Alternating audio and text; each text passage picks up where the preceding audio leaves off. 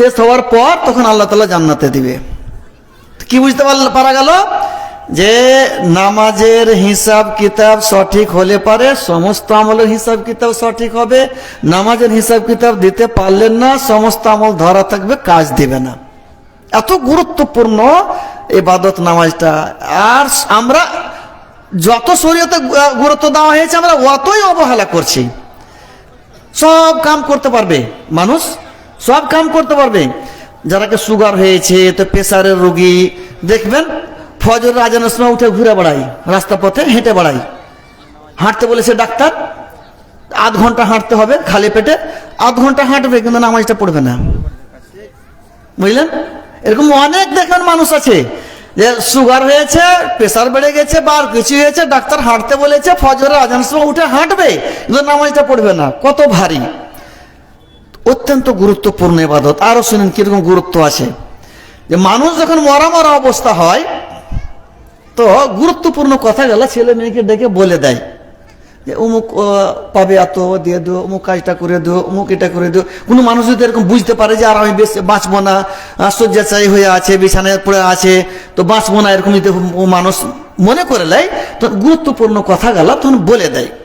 তখন রাসূলুল্লাহ সাল্লাল্লাহু আলাইহি ওয়াসাল্লাম মরা মরা অবস্থা কি বলছেন?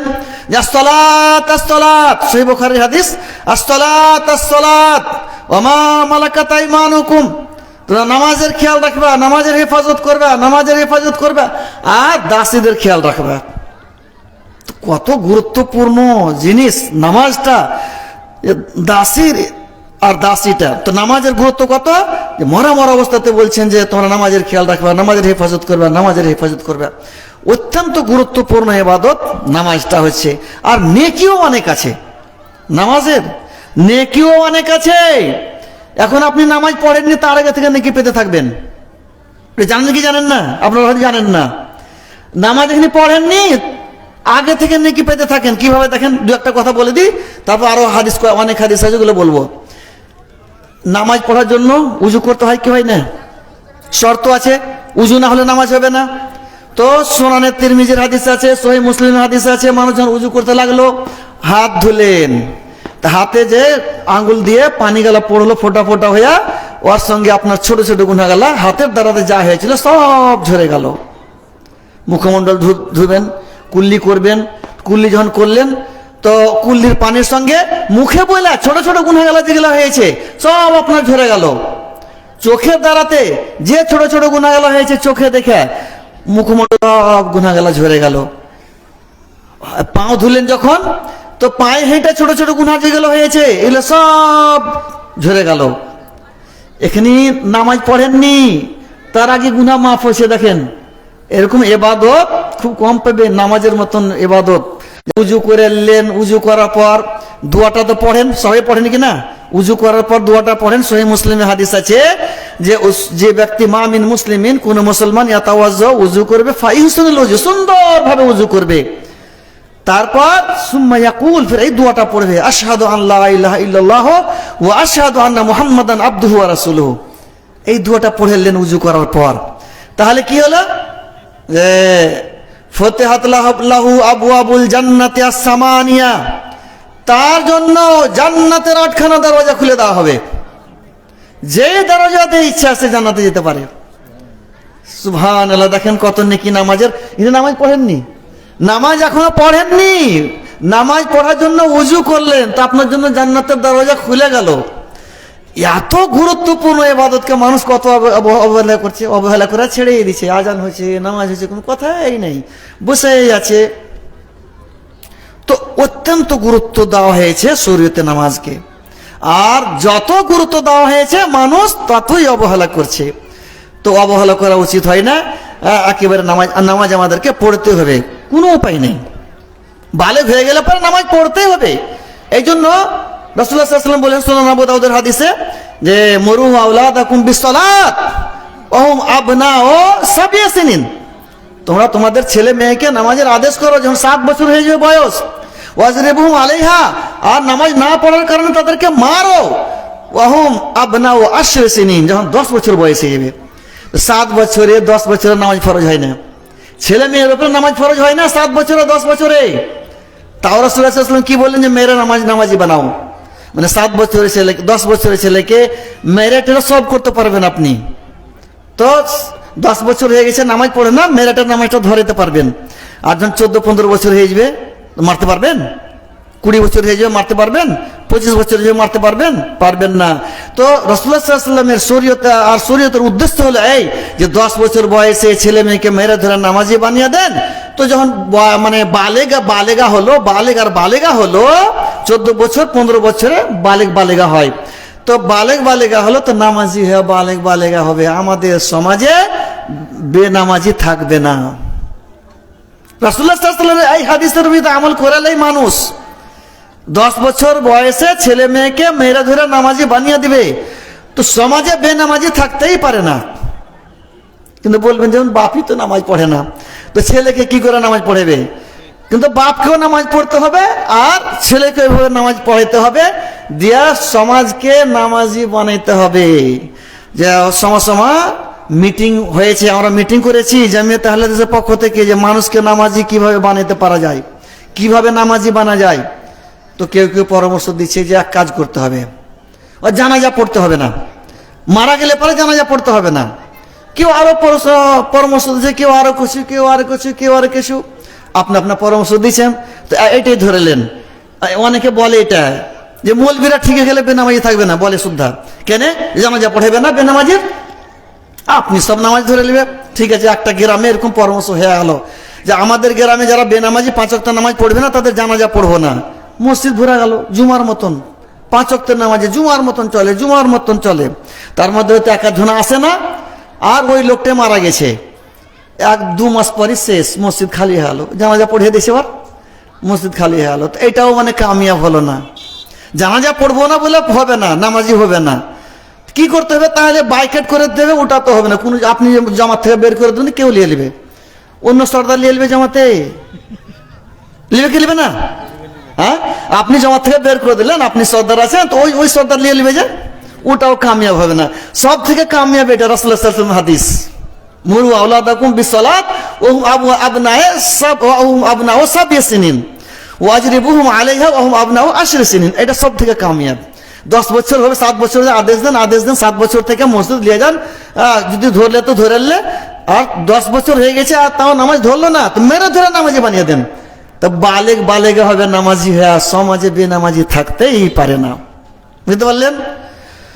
আমরা এত ভয় দেখাই ওলামায়ে কেরাম জুমার খুতবাতে, জালসাতে, ওয়াজ নসিহতে, নামাজ না পড়লে অমুক, নামাজ না পড়লে অমুক, এমনও করেছে জাল হাদিসও তৈরি করলেছে, নামাজ না পড়লে 80 হুকবা জাহান্নামে খুকবা, তো ওটা জাল হাদিসও তৈরি করলেছে অনেক, তাও মানুষ বুঝতে চাহে না। তো কি করতে হবে তাহলে? যতই বলেন এমন কি যে ব্যাপার, এটা এত ভারী মানুষ মনে করছে নামাজটাকে, কত রকম বলেন কিন্তু মানতে চাইছে না। কেউ বলে একটা কথা, কি বলে জানেন? নামাজটাই পড়ি না, নামাজটাই পড়ি, ইমান ঠিক আছে বলে, শুনেছেন আপনারা? হ্যাঁ, আমরা বেঈমান নই, খালি নামাজটাই পড়ি না, ইমান আমার ঠিক আছে। ইমান ঠিক আছে, দেখেন আমার কেমন ইমান আছে, আপনারা দেখাচ্ছি বেকার। ইমান দেখালেন, কেমন ইমান আপনাকে বাঁচাতে পারবে? উপায় নেই। ইমান কেমন বাঁচাবে দেখেলেন। মেরাজের হাদিসটা দেখেন, রাসূলুল্লাহ সাল্লাল্লাহু আলাইহি ওয়াসাল্লামকে মেরাজ নিয়ে যাওয়া হলো। মেরাজে যায় দেখছেন যে একজন লোক বসে আছে আর একজন লোক আকর্ষি লিয়া গালকে চিড়ছে। আকর্ষি তো বুঝেন, আকর্ষি বুঝেন কিনা? আকর্ষি লিয়া গালকে চিড়ছে, ডান গাল চিড়ে দিলে দূর পর্যন্ত শেষ পর্যন্ত নিয়ে যাচ্ছে, আবার বাম গালকে চিড়ছে। তো বাম গাল যখন চিড়ছে ডান গালটা ঠিক হয়ে যাচ্ছে, আবার ডান গাল চিড়তে আসছে তো বাম গালটা ঠিক হয়ে যাচ্ছে, এইভাবে আজাব হতে আছে। তো রাসূলুল্লাহ সাল্লাল্লাহু আলাইহি ওয়াসাল্লাম জিজ্ঞাসা করছেন কি ব্যাপার? ফেরেশতা 2 জন আছেন, ফেরেশতা কোন বললেন একটু আগে চলুন। আগে যা দেখছেন, সামনে যা দেখছেন যে একজন লোক শুয়ে আছে আর একজন লোক পাথর নিয়ে দাঁড়িয়ে আছে। ওই শুয়ে থাকা মানুষটার মাথাতে মারছে পাথরটা, মাথাটা চুরমার হয়ে যাচ্ছে, পাথরটা ছিটকে চলে যাচ্ছে। পাথরটা নিয়ে আস্তে আস্তে আবার মাথা ঠিক হয়ে যাচ্ছে, আবার মাথায় মারছে, আবার পাথর ছিটকে যাচ্ছে, মাথা চুরমার হয়েছে, আবার ঠিক হয়েছে, আবার মারছে, এভাবে লাগা আছে। রাসূলুল্লাহ সাল্লাল্লাহু আলাইহি ওয়াসাল্লাম জিজ্ঞাসা করছেন কি ব্যাপার? ফেরেশতাগণ বললেন একটু আগে চলুন। আগে যা দেখছেন যে একটা গর্ত আছে, মুখটা ছোট, ভিতরটা প্রশস্ত, কুসাদা, আর আগুন জ্বলছে। আগুন গেলে একবার ওপরে আসছে, একবার নিচে যেছে। পুরুষ মহিলা ওই আগুনে উলঙ্গ হয়ে আছে। রাসূলুল্লাহ সাল্লাল্লাহু আলাইহি ওয়াসাল্লাম বলছেন কি ব্যাপার? ফেরেশতাগণ বললেন আর একটু আগে চলুন। আর একটু আগে যা দেখছেন যে রক্তের নদী আছে, রক্তের নদী বইছে। নদী তো আছে আপনাদের এলাকাতে, নদীতে রক্ত বহে না পানি বহে? পানি বহে। কিন্তু রাসূলুল্লাহ সাল্লাল্লাহু আলাইহি ওয়াসাল্লাম দেখছেন যে রক্ত বইছে নদীতে। আর একজন লোক নদীতে আছে, কিনারাতে আসতে চাইছে। কিনারাতে নদীর পাড়ে একজন লোক দাঁড়িয়ে আছে, পাথর নিয়ে ওকে মেরে আবার ভিতর দিকে পাঠিয়ে দিছে। আবার কিনারাতে আসতে চাইছে, পাথর মেরে আবার ভিতর দিকে পাঠিয়ে দিছে। হাদিসটা খুব লম্বা আছে, অত দূর বলবো না, এই কয়টা বিশ্লেষণ করব, তারপর আরো হাদিস বলতে হবে আমাকে। তো এবার দেখেন, রাসূলুল্লাহ সাল্লাল্লাহু আলাইহি ওয়াসাল্লাম জিজ্ঞাসা করলেন যে কি ব্যাপার, নদীতে হেলছে কেন, হাবুডুবু করছে কেন? তো ফেরেশতাগণ বললেন একটু আগে চলুন। তো দিকে আর বললাম না, ছেড়ে দিলাম। এবার শুরু থেকে দেখেন, ওই যে লোকটার গালকে চিরছিল, শুরুতে দেখলেন বসে আছে লোকটা আর গালকে চিরছে একজন। তো বলা হলো রাসূলুল্লাহ সাল্লাল্লাহু আলাইহি ওয়াসাল্লামকে যে এই লোকটা মিথ্যুক ছিল, কাযযাব, মিথ্যা কথা বলতো পৃথিবীতে, যার কারণে কিয়ামতের দিন এভাবে তাকে আযাব দেওয়া হবে। কিরকম ছিল? এখানে কিছু লোক বসে আছে, একটা মিথ্যা কথা এখানে বলে দিল, আধ ঘন্টার মধ্যে পুরো এলাকাতে প্রচার হয়ে গেল। এরকম লোকটা ছিল। এরকম থাকে আপনাদের দিকেও হবে। কোন মানুষ এমন আছে যে ও মিথ্যা ছাড়া সত্য বলেই না, এরকম আছে প্রায় গ্রামে, দুটা গ্রাম পরে পরে একটা গ্রামে হবে এরকম লোক আছেই। তো ওই লোকটা এরকম ছিল, ওই যেখানে সেখানে মিথ্যা কথা বলে দিল, ওই প্রচার হলো আধ ঘন্টার মধ্যে। মনার ব্যাপারে, আপনার ব্যাপারে, আমার ব্যাপারে বলে দিল, প্রচার হয়ে গেল। হয় কিনা? সময় সময় খবর নেবেন, কিছুই নাই, প্রচার হয়ে গেছে। এদিকে কথাটা কিছুই নাই, কারণ করে প্রচার হয়ে গেছে। তো এই যে মিথ্যা কথা বলতো এই লোকটা, যার কারণে এভাবে তাকে আযাব দেওয়া হচ্ছে কিয়ামতের দিন, আযাব হবে কিয়ামতের দিন। এবার ওই যে শুয়ে থাকা লোকটা, এটা ভালো করে শুনবেন। শুয়ে আছে আর একজন লোক পাথর নিয়ে তার মাথায় মারছে, আর মাথাটা চুরমার হয়ে গেছে, পাথরটা ছিটকে দূরে চলে যাচ্ছে। তো ফেরেশতাগণ রাসূলুল্লাহ সাল্লাল্লাহু আলাইহি ওয়াসাল্লামকে বিশ্লেষণ করে বললেন যে এই লোকটা কি ছিল? কোরআন পড়েছিল, ইয়ারফুজহু, কিন্তু কোরআন পড়তো না, পড়তে জানছিল, শিখেছিল, কিন্তু পড়তো না। ওয়া ইয়ানামু আনিস সালাতিল মাকতুবা, এই দেখেন, ওয়া ইয়ানামু আনিস সালাতিল মাকতুবা, ফরজ নামাজ থেকে ঘুমিয়ে থাকতো। আজান হয়ে গেছে, কোনো কথাই নেই, মসজিদ গেল না। আজান হয়ে গেছে, দোকানে বসে আছে, 5 ওয়াক্তের নামাজ পড়তো না, যার কারণে এই ধরনের আযাব হচ্ছে। ওই যে বলছে না, ঈমান ঠিক আছে আমার, বাঁচাইতে পারলে ঈমান, মাথা চুরমার দিয়ে করে দিলে। তো ঈমান, নামাজটাই পড়ি না, বলে কিনা নামাজটাই পড়ি না, ঈমান ঠিক আছে, উপায় নেই। নামাজ না পড়লে পারে ঈমান ঠিক থাকবে না আপনার। নামাজ আছে তো ঈমান আছে, নামাজ নেই তো ঈমান নেই, বুঝলেন? তো এখানে নামাজ পড়লে না, লোক নামাজ পড়তো না পৃথিবীতে, কিয়ামতের দিন ওকে বাঁচাইতে পারবে না। ওই যে পাথর মেরে মেরে মাথাকে চুরমার করে দেওয়া হবে। ইয়ানামু, সহিহ বুখারীর হাদিস এটা, মানে কয়েক জায়গাতে সহিহ বুখারীতে এসেছে। ইয়ানামু আনিস সালাতিল মাকতুবা, ফরজ নামাজে শুতে থাকতো, ঘুমিয়ে থাকতো। মানে নামাজ, আজান হয়েছে ঘুমিয়ে আছে, আজান হয়েছে বসে আছে, আজান হয়েছে ঘোরাফেরা করছে, 5 ওয়াক্তের নামাজ পড়তো না। তারপর ওই যে গর্ত দেখলেন, আর গর্ততে আগুন জ্বলছে, আর পুরুষ আর মহিলা উলঙ্গ হয়ে আছে।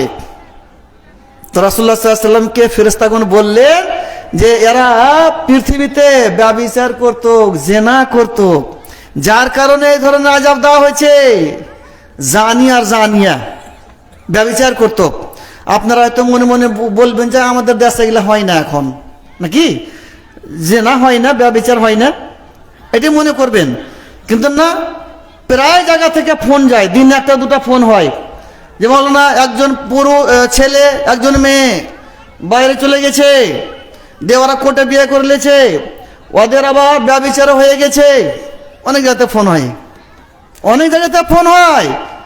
এগুলা কেমন? এটা ব্যভিচার হয় কি হয় না? এটা আপনাদের এদের শুনতে পান এগুলা?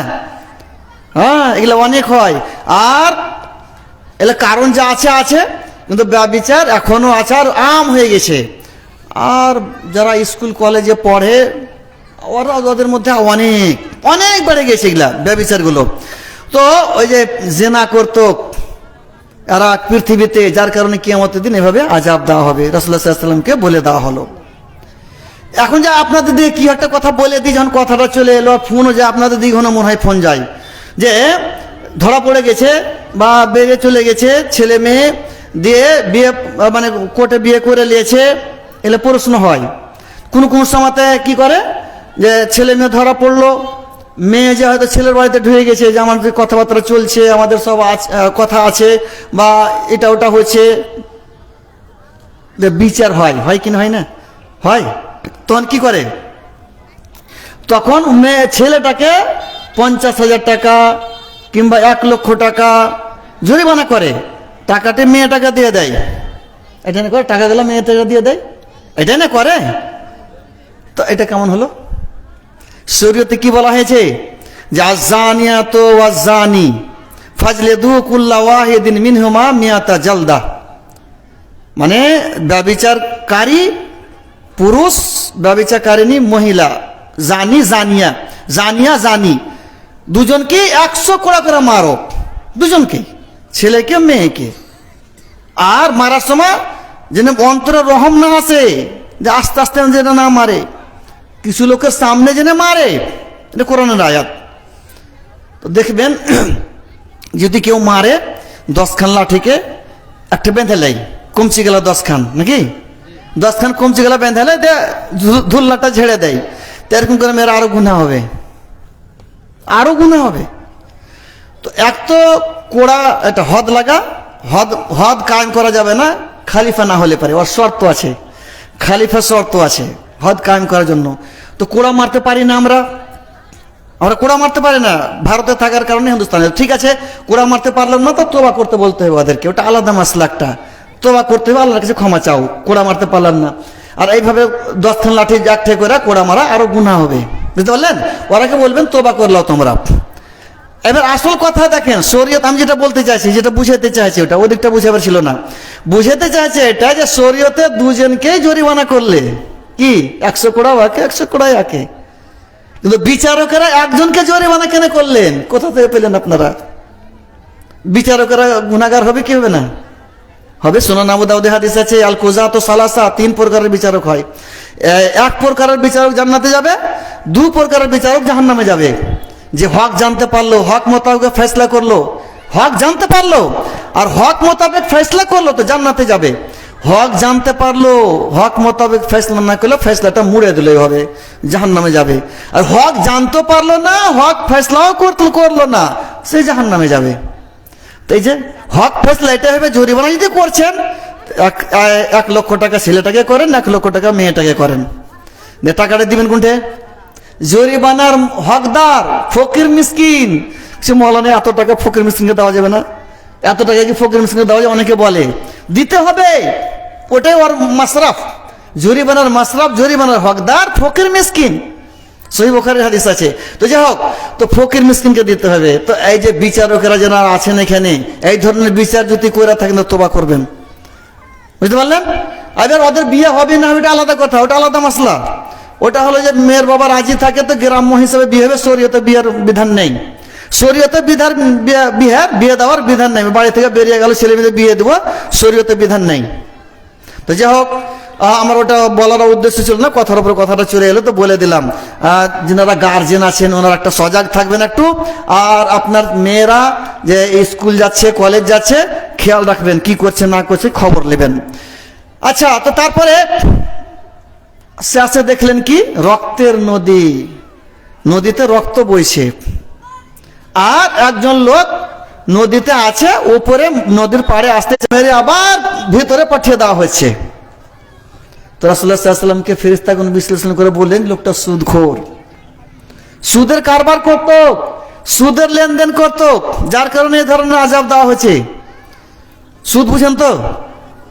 100 টাকা আমাকে দিলেন, আমি 101 টাকা আপনাকে দিলাম, 1 টাকাই সুদ হয়ে গেল। কিছুদিন পর দিলাম, 1 মাস 2 মাস পর, এটাই সুদ হয়ে গেল। কিংবা ধান আছে, 1 কিলো ধান দিয়ে 1.5 কিলো নিলেন, এটা ভালো ধান 1 কিলো দিলেন, মন্দ ধান 1.5 কিলো নিলেন, এটাই সুদ হয়ে গেল। ওই যে ধান ভালো আছে ভালো দামে বিক্রি করেন, মন্দকে মন্দ দামে বিক্রি করেন, বদলা বদলি কিন্তু কম বেশি চলবে না। এটা সুদের আমি আলোচনা করবো না, মানে ওইদিকে চলে যাবে, ফের পার হয়ে যাবে। একটা কথা শুধু বলবো যে হয়তো আপনারা বলবেন যে সুদ খোর আমাদের দিকে নেই, আমরা সুদের কারবার করি না, বলবেন হয়তো আপনারা। আছে সুদের কারবার আছে আপনাদের দিকে? জি, ডুবে আছে। কেমন করে? ওই যে বন্ধন লোন আর গ্রুপ লোন, LIC, এগুলা কি সব সুদের কারবার। LIC, বন্ধন লোন, গ্রুপ লোন আছে আপনাদের দিকে, এগুলো সব সুদের কারবার। যে সুদ, রাসূলুল্লাহ সাল্লাল্লাহু আলাইহি ওয়াসাল্লাম বলছেন, সহিহ মুসলিম হাদিস আছে, লাআনা রাসূলুল্লাহ সাল্লাল্লাহু আলাইহি ওয়াসাল্লাম আকিলা রিবা ওয়া মাওকিলাহু ওয়া শাহিদাইহি ওয়া কাতিবাহু। সুদ যে খাবে, যে খাওয়াইবে, মানে যে লিবে, যে দিবে, আর যে সাক্ষী থাকবে, এদের উপরে লানাত আছে। আর যারা লেখাপড়ি করবে তাদের উপরে লানাত আছে। তা আপনি সুদ দিলেন তা আপনার উপর লানাত হলো। আমি সাক্ষী থেকে গেলাম তা আমার উপর লানাত হয়ে গেল। ইনি লিখে দিলেন, লেখাপড়ি করে দিলেন সুদের কারবারটাকে, ইনার উপর লানাত হয়ে গেল। LIC-তে লেখালেখি করে সুদ ধাক্কাল মানুষ, লেখে বাড়িতে ওর উপরে লানাত।